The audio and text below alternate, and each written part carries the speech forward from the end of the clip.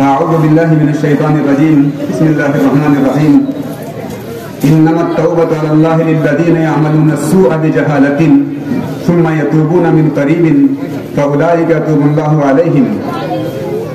گرامی قدر علماء کرام و حضرت مفتی صاحب مدظل العالی اور مجمع میں تشریف لانے والے سبھی مہمانان کرام، السلام علیکم ورحمۃ اللہ وبرکاتہ. کافی دن پہلے مجھے اطلاع ملی تھی کہ مالیگاؤں شہر میں اس عنوان سے ایک پروگرام ہونے جا رہا ہے. پروگرام کا جو عنوان ایک تو اصلاح معاشرہ اور ایک ہے استقبال رمضان. آپ حضرات اس بات کو اچھی طرح جانتے ہیں استقبال رمضان کا مطلب کیا ہوتا ہے. یہ تو ہم سب جانتے ہیں کہ رمضان کوئی انسان نہیں ہے، رمضان کوئی آدمی نہیں ہے. مطلب یہ ہے کہ انسان کا جو احترام استقبال جن طریقوں پر کیا جاتا ہے وہ طریقے ہم سب جانتے ہیں. ان کو نہ کہتے ہوئے میں یوں کہنا چاہوں گا رمضان کا استقبال اس طرح نہیں ہوتا جیسے کہ انسان کا استقبال ہوتا ہے. رمضان کے استقبال کی صورت کچھ اور ہے، رمضان کے استقبال کی نوعیت کچھ اور ہے. وہ کیا کیا ہیں وہ ساری نہ کہتے ہوئے دو تین بات یہ کہوں گا. رمضان کے استقبال کا مطلب یہ ہوتا ہے کہ ہم اپنی محنت کو، کوشش کو عبادت کے لیے بڑھا دیں اور عبادت کے لیے اللہ کی طرف متوجہ ہونے کے لیے تیار ہو جائیں مکمل طور پر. یہ ہے استقبال رمضان کہ آدمی عبادت کی طرف آ جائے، اللہ کی طرف آ جائے. یہ رمضان کا استقبال کہلائے گا. اس کے لیے کچھ چیزیں کرنی پڑتی ہیں جو علماء لکھتے ہیں. مثلا خرید و فروخت اگر ہمیں کرنی ہے گھر کے افطار کے لیے، گھر کی سحری کے لیے، گھر کے ساز و سامان کے لیے، اس کو رمضان میں کرنے کے بجائے رمضان سے پہلے ہی کر لیں تاکہ رمضان کے قیمتی اوقات بازاروں کی نظر نہ ہو. ایک اور بات بھی اس میں جو اہتمام میں آتی ہے، نوافل کا اہتمام زیادہ کریں. رمضان سے پہلے ہی اہتمام نوافل کا بڑھ جائے گا. نوافل رمضان میں پڑھیں گے تو کوئی دشواری نہیں ہوگی چونکہ عادت پہلے سے بن چکی ہے. یہ بھی ایک چیز ہمیں شامل کر لینی چاہیے. تیسری چیز، ہم اپنا ٹائم ٹیبل مقرر کر لیں، اوقات کو مرتب کر لیں کہ اتنا وقت مجھے اللہ کی یاد میں لگانا ہے، اتنا وقت توبہ استغفار میں لگانا ہے، اتنا وقت اللہ کی طرف متوجہ رہنا ہے، اور اتنے وقت میں مجھے یہ نیک کام کرنے ہیں، عبادت کرنی ہے، اللہ کی یاد میں تلاوت میں لگنا ہے.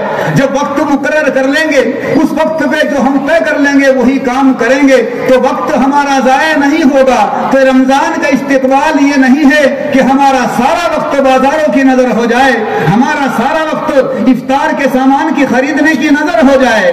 یہ عصر کے بعد کا وقت جو اتنا قیمتی وقت ہوتا ہے سارا وہاں لگ جائے گا. رب سے مانگنے کا موقع کہاں ملے گا، رب سے دعا کرنے کا موقع کہاں ملے گا.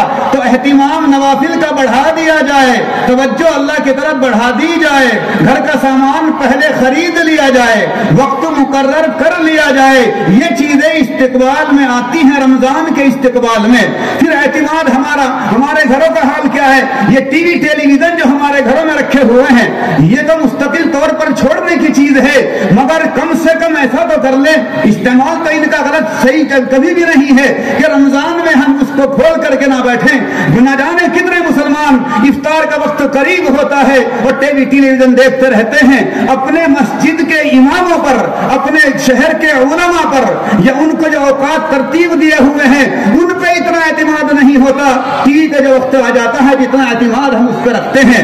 ایسا نہیں ہونا چاہیے. تو بہرحال یہ رمضان کی استقبال چیزیں آتی ہیں. ذکر و اذکار بڑھا دیا جائے، محنت بڑھا دی جائے، عبادت بڑھا دی جائے، بازار میں کم جایا جائے، اللہ کی طرف متوجہ زیادہ ہوا جائے. یہ چیزیں استقبال رمضان میں آتی ہیں.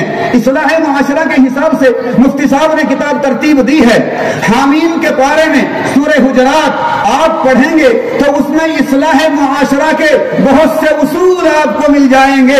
مفتی صاحب رحمت برکاتہم نے بہت سے مجموعوں میں دل سے آپ کے مجمع میں شرکت کر کے اپنی کی ہوئی ترتیب تیاری اور اپنا مطالعہ اپنی محنت ہمارے روڈ پہ جا کے مسجدوں میں جا کے جو ہمارے سامنے پیش کی ہیں یہ ان کی ایک خدمت ہے. ان کی خدمت ایک نوعیت کی نہیں ہے, مختلف نوعیتیں کی خدمات ہیں حضرت مفتی صاحب کی. جہاں خدمات خدمت خلق کے اعتبار سے ہے, جہاں خدمات تدریس کے اعتبار سے ہے, جہاں خدمات امامت کے اعتبار سے ہے, وہی خدمات یہ ہے کہ کتاب بیان بھی کرتے ہیں اور عوام کے اندر پہنچتے ہیں, اپنی بات رکھتے ہیں. نہ جانے کتنی محنت اس کے پیچھے حضرت مفتی صاحب نے کی ہوگی اور کتنا قیمتی مواد ہمارے سامنے اس میں پیش کیا ہے. مجھے امید ہے یہ کتاب اصلاح معاشرے کے لیے معین بنے گی, مددگار بنے گی. نہ جانے کتنے افراد کے واسطے گھر کو جو ان کے جھگڑے ہوتے ہیں ان کے لیے ان کو نمٹانے کا ذریعہ یہ کتاب بنے گی. جہاں خدمات ان کی اور ہم آپ تو میرے سے زیادہ جانتے ہیں, اللہ تعالیٰ ان کی ساری خدمات کو قبول فرمائے. اور اس وقت جس کتاب کا اجرا ہوا ہے, انہوں نے جو اس کتاب کو جس میں ترتیب دیا ہے, اللہ اس کی محنتوں کو بھی قبول فرمائے. حضرت مفتی صاحب کی ساری محنتوں کو قبول فرمائے. قبول ہو یہ کتاب, قبول ہو ان کی خدمات, اور اس کی حفاظت بھی عام ہو, اس کی افادیت عام ہو, ہم سب اس سے فائدہ اٹھانے والے ہوں. انشاءاللہ رہنمائی ملے گی. اور جہاں یہ ترتیب امید یہ ہے کہ یہ سلسلہ یہی ختم نہیں ہوگا مفتی صاحب کا, آگے بھی اس طرح کی محنتیں, یہ کوششیں, جو خدمات قربانیاں ان کی چل رہی ہیں آگے بھی چلتی رہیں گی اور ہم انشاءاللہ قدر کریں گے. بس میں دعا کرتا ہوں اللہ کرے جہاں خدمات اور خدمات بھی مفتی صاحب کی قبول ہو اور یہ خدمات بھی قبول ہو اور اللہ کی رضا کا ذریعہ ہو, ترتیب دینے والے کی محنت بھی اللہ کرے قبول ہو جائے اور اس کا فائدہ عام ہو اور تام ہو. یہ بات ہو گئی اصلاح معاشرے کے حساب سے. آج کل ہر ایک آدمی یہ کہتا ہے کہ معاشرے کی اصلاح کیسے ہو, اس پر باقاعدہ علماء کی مجلس سے بیٹھی معاشرے کی اصلاح کیسے ہو. اعلیٰ پیمانے پر اصلاح کرنے کی بات ہے, یہ اپنے گھر سے اصلاح کرنے کی بات ہے, یہ اپنے آپ سے اصلاح کرنے کی بات ہے. پھر اپنے آپ میں بھی کہاں سے اصلاح شروعات کرنے کی بات ہے.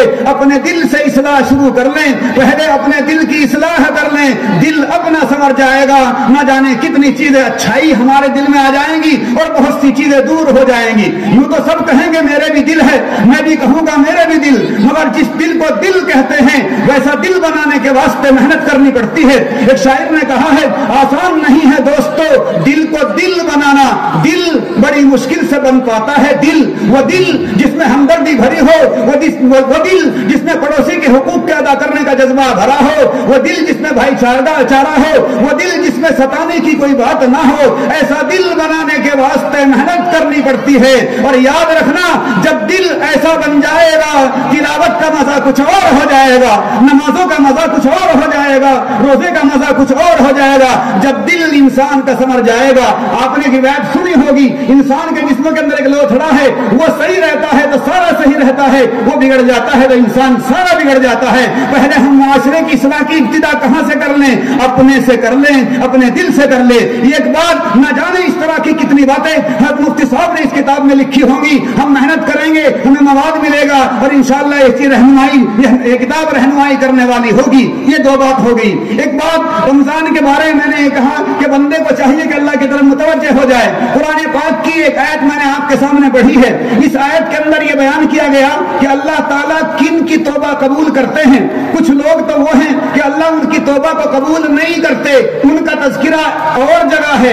اس آیت میں اس بات کا تذکرہ ہے کہ اللہ تعالیٰ کن کی توبہ کو قبول کرتے ہیں. اور یہ بات بھی ہم یاد رکھیں, ہم میں سے کوئی یہ نہیں کہہ سکتا کہ میں گنہگار نہیں ہوں. سب کے سب گنہگار ہیں. یہ کرم ہے اس مالک کا کہ اس نے ہمارے عیبوں پر پردہ ڈال دیا, ورنہ اگر ہمارے عیب لوگوں کے سامنے ظاہر ہو جائیں تو لوگ ہم سے بات کرنے کو تیار نہ رہے. ہم اتنے بڑے گنہگار ہیں. انسان ہے, اس سے غلطی ہوتی ہے. ایک بار ہو جائے خطا گر, 100 بار ادب سے توبہ کر. غلطی تو غلطی ہم نے کی ہے, مگر رب کی طرف سے مہربانیاں مسلسل جاری ہیں. ایک شاعر نے کہا ہے اس سیاہ سے کبھی ہم نے کنارہ نہ کیا, اس سیاہ سے کبھی ہم نے کنارہ نہ کیا, پر تو نے دل آزردہ ہمارا نہ کیا. ہم نے تو جہنم کی بہت کی تدبیر, ہم نے تو جہنم کی بہت کی تدبیر, لیکن تیری رحمت نے گوارا نہ کیا.